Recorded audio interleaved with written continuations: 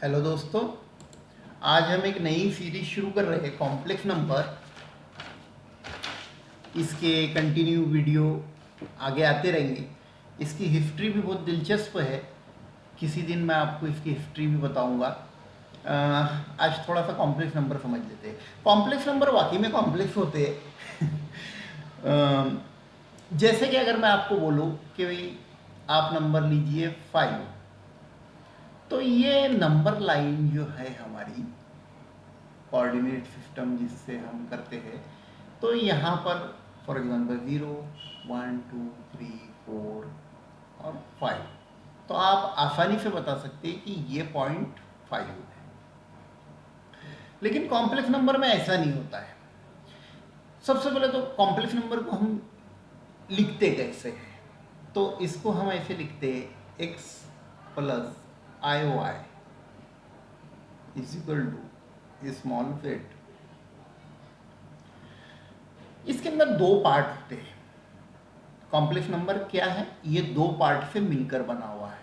इसका एक part imaginary होता है और एक रियल होता है। एक पार्ट रियल होता है, एक पार्ट इमेजिनरी होता है। अब चलिए इसकी थोड़ी सी डेफिनेशन देख लेते हैं हम कॉम्प्लेक्स नंबर की। इसको डिफाइन कैसे करेंगे? सबसे पहले तो इसको लिखने का तरीका मैंने आपको बता दिया कि इसको हम इस तरीके से डिनोट करते हैं, x प्लस आई वाई, और इसको स्मॉल लेटर से z से हम डिनोट करते हैं। ये कंप्लीट वैल्यू जो है ये मेरा ये z है। अब इसके दोनों पार्ट होते हैं, इमेजिनरी और रियल पार्ट। अच्छा, इसमें जो x है और y है ये दोनों रियल नंबर होते हैं। इसके x और y दोनों भी जिस सेट से आते हैं वो रियल नंबर का सेट होता है हमारा। और जैसे हम इसके सेट को अगर डिनोट करना चाहे, वेट अ मोमेंट, तो हम इस तरीके से इसको डिनोट कर सकते हैं। कॉम्प्लेक्स नंबर का सेट जो कैपिटल फी से हम उसको लिखते हैं, x प्लस आई वाई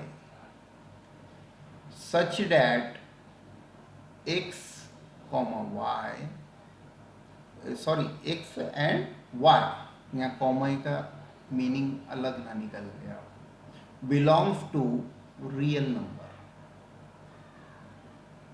ये इसका इस तरीके से हम इसको डिनोट कर सकते हैं। जहाँ मैंने आपको पहले बता दिया है x और y ये रियल नंबर से आएंगी। तो इस आर्गुमेंट से हम क्या समझते हैं कि जो z है हमारा स्मॉल z, ये real part of z plus imaginary part of z, इसका कॉम्बिनेशन है।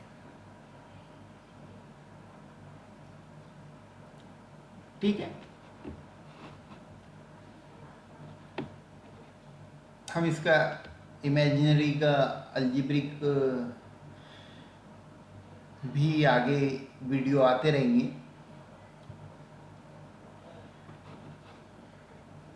लर्निंग प्रोसेस है, ये धीरे धीरे होता है ये।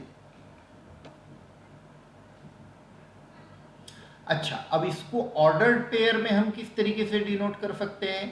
तो C जो हमारा सेट है कॉम्प्लेक्स नंबर का, ये कार्टेशियन प्रोडक्ट है रियल नंबर का। ये बात इसमें आई। कोई भी दो इमेजिनरी नंबर इक्वल नहीं हो सकते, और अगर है, if and only if possible, जब x1 is equal to x2 और y1 is equal to y2। Condition क्या है इसमें? इफ एंड ओनली इफ अगर ये दो कंडीशन सेटिस्फाइड होती है तो आपका कोई भी दो इमेजिनरी नंबर इक्वल होंगे, यानी x1 और y1 बराबर होना चाहिए x2 और y2 के। जैसे हमने यहाँ देखिए ये क्योंकि बिलोंग कर रहे हैं रियल सेट से, तो इसमें दो पार्ट है x और y। अगर ये z1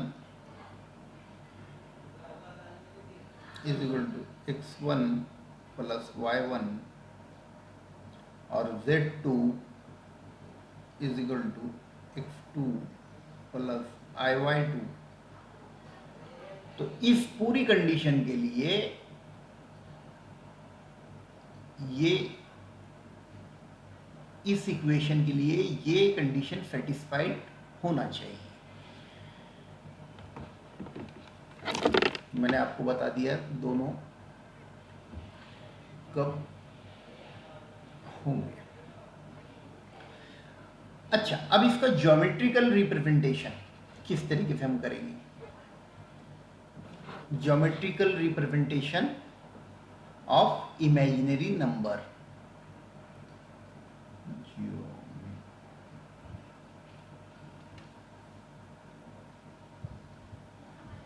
रिप्रेजेंटेशन। एक यहां पर एक नई टर्म आती है जिसको हम बोलते हैं अर्गन डायग्राम। अर्गन डायग्राम ये क्या होता है?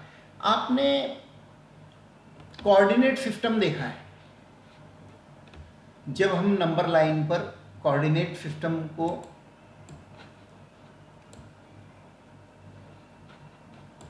रिप्रेजेंट कैसे करते हैं, आपको वो आता है।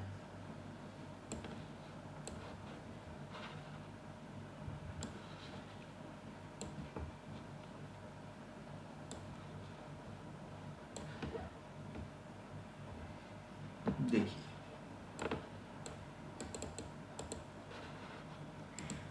ये हमारी नंबर लाइन है,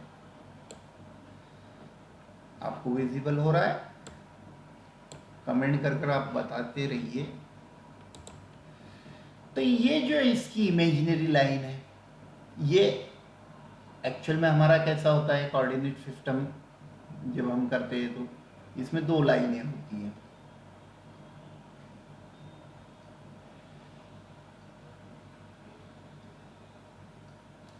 ये हमारा x एक्सिस, ये x डैश, ये y एक्सिस, ये y डैश।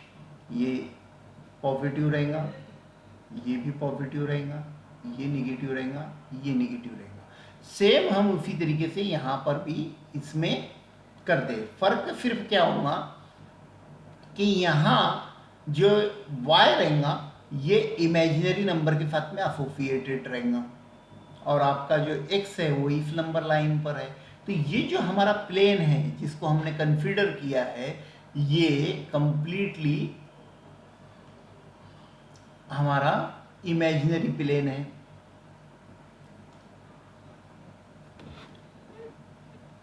आइए थोड़ा इसको और अच्छे से समझते हैं। हम इसको कहेंगे पोलर प्रेजेंटेशन।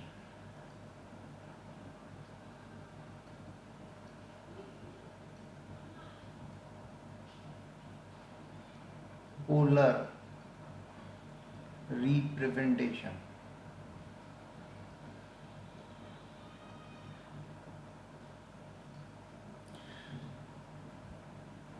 जैसे कि हमने बोले z is equal to x plus i y, we represent it by p। अगर हम इसको p से, जैसे कि यहाँ ऊपर हमने बताया कि p से अगर अपन इसको डिनोट कर रहे हैं ये पार्ट को, तो किस तरीके से करेंगे? एक और डायग्राम की मदद से मैं आपको समझाता हूँ ये चीज़।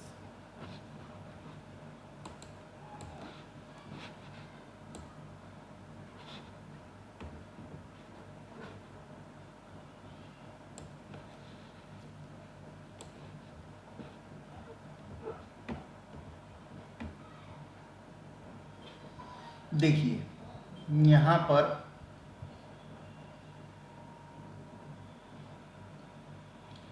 ये P है हमारा कोऑर्डिनेट, ये तो आपको आता है, इसकी दो वैल्यू रहेंगी, x इस एक्सिस की वजह से जो आ रहा है x वो एक वैल्यू रहेंगी, और एक दूसरी वैल्यू उसकी y एक्सिस की वजह से रहेंगी जो इस साइड से मिलती है हमको और एक इस साइड से मिलती है, ऐसी दो वैल्यू x एंड y। लेकिन यहाँ पर जो ये हमारा y एक्सिस है ये इमेजिनरी प्लेन है, पूरी तरीके से हमने इसको इमेजिन करा हुआ है, तो इसकी जो वैल्यू हुई वो x1 y1, लेकिन ये रियल एक्सिस है, हमेशा x जो रहेगा वो रियल एक्सिस रहेगा। अगर एक पॉइंट हमने P लिए और उसको दो सेगमेंट हमको लगेंगे इसके, और इसका एक हमने डैश डैश एक रेडियस r, एंगल थीटा।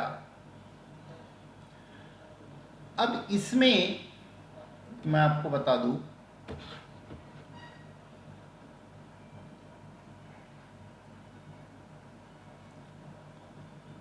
इसमें z जो है हमारा मॉड ऑफ z, अगर हमको मॉड ऑफ z निकालना है तो mod of z is equal to under root x square plus y square. तो हम मॉड ऑफ z इसका निकाल सकते हैं, जहां पर sine theta is equal to y upon r and cos theta is equal to x upon are.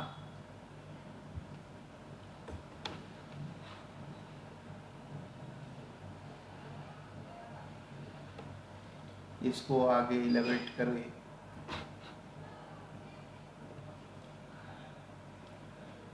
तो हम यहाँ पर पाएंगे कि x is equal to r cos theta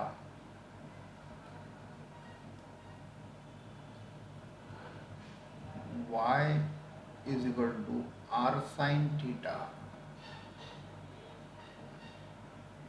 ये हो गई हमारी इक्वेशन नंबर 1।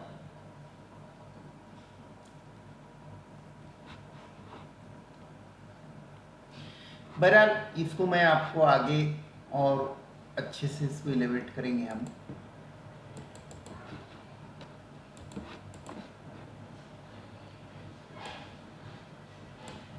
अभी मैं आपको सिर्फ इतना बताना चाहता हूँ कि हम इसको किस तरीके से अर्गन डायग्राम पर रिप्रेजेंट कर सकते हैं, तो ये मैं आपको बताया।